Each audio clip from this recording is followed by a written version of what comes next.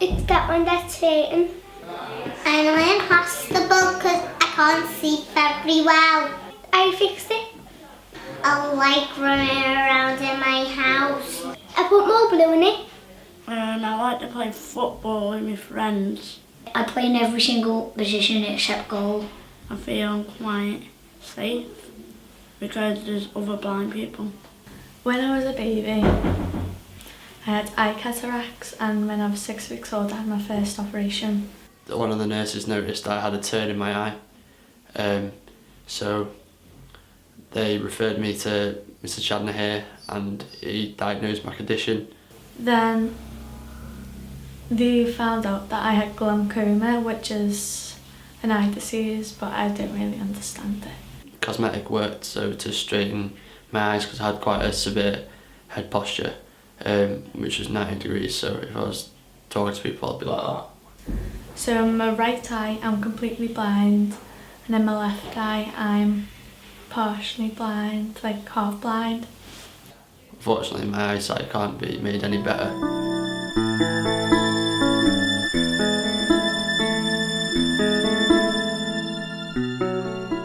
I'm currently undergoing the chance to become a disabled athlete and running.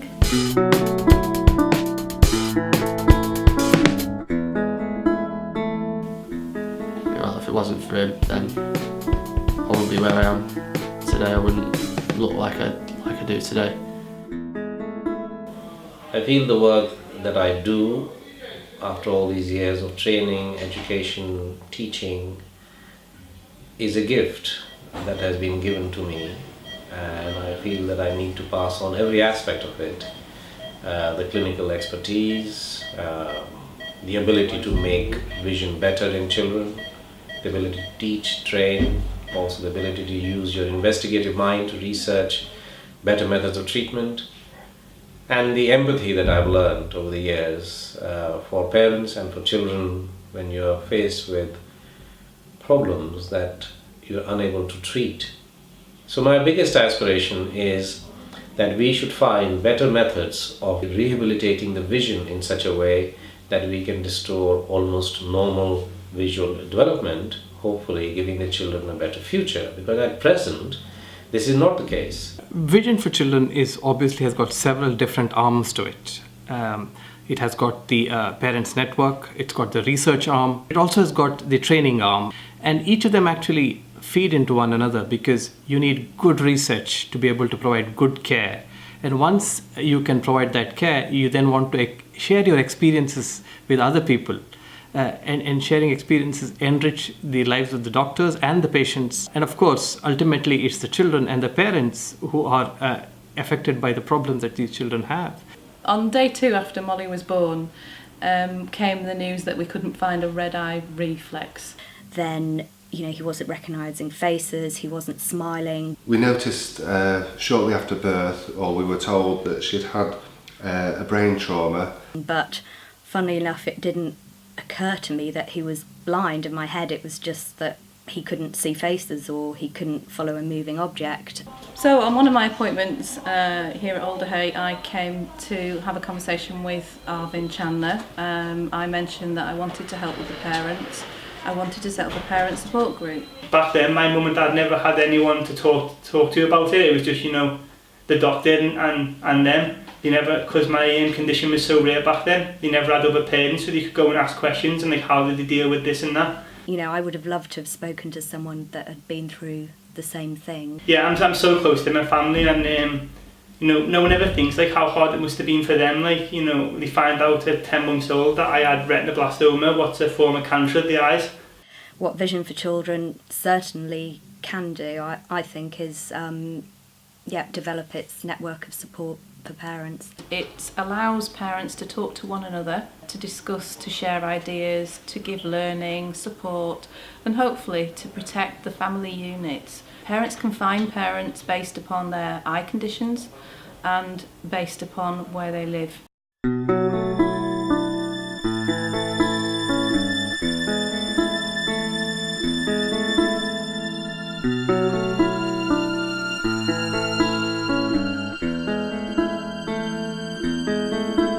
The project I'm working on is the normal eye growth study, and this is part of the Childhood Cataract Project. The study at the moment is measuring some really important data from young children, and we are measuring the various parameters of their eye growth. We know that children's eyes will grow from when they're born until they approach teenage years and adulthood. What we don't know is what happens within that time. We have recruited over 180 patients to this study, of which parents have given us consent in order to take a measurement which has absolutely no benefit to their child, but they are willing to allow us to collect that information in order to help other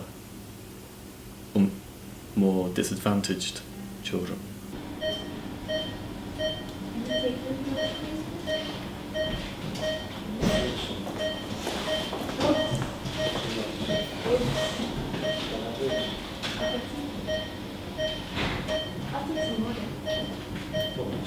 I'm a consultant pediatric ophthalmologist and I specialize in doing children's eyes. I'm very passionate about teaching. One of the main aims of Vision for Children is teaching pediatric ophthalmology in the developing world. When you look at other people who are like a bit blind or got conditions with your eyes, it shows how lucky I am compared to them, like that I've had the good news. As a volunteer faculty, I go on to missions in different parts of the world which are chosen for sites by Vision for Children to further pediatric ophthalmology. Teaching is such a wonderful thing. It gives you immense satisfaction of passing on your skills. And in these programs, sometimes you gain skills as well. You gain insights that you've not had before. So it's immensely satisfying, personally as well as professionally, to be involved in these programs with Vision for Children. And I hope that all the other people in the world, their eyes get better too. Every minute a child goes blind. 1.4 million children blind in the world. 40 to 50%, and some say 60% of this blindness is treatable if picked up early and treated early.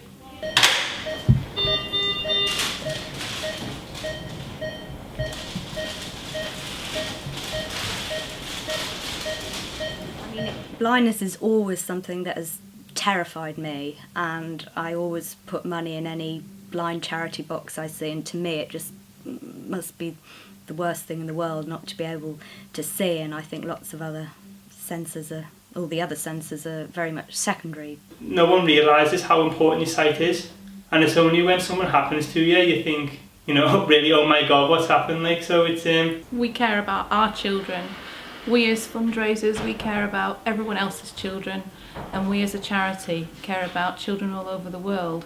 We are lucky enough to have a highly qualified team of volunteers and a dedicated band of fundraising volunteers to help us with our work.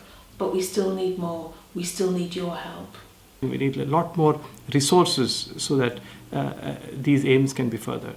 And I think this is just about a small beginning for Vision for Children. I think it's going to go great places from here on. And we, as a dedicated team of volunteers and also professionals who are involved in this charity, are working towards making a difference. We would like you to join us and help us. It is hurtful when you find out that your child has something wrong, but don't be afraid, because these people are so helpful and good. All they want to do is help your child. But the real caring comes when you yourself have not necessarily been affected by an eye problem, but you care because of the inequality, because of the need. We can't fail. We can't fail to make a difference to the children of this country and children in other countries. But these children really need our help. Sometimes when I paint, I always say, that's on me an old massy. When I'm doing it somewhere else, it goes to me another part. Because I had a cataract, they have to take it out, because then I was going to like end up with like blind in one eye blind. Sometimes I feel a bit like worried if I'd be blind one day.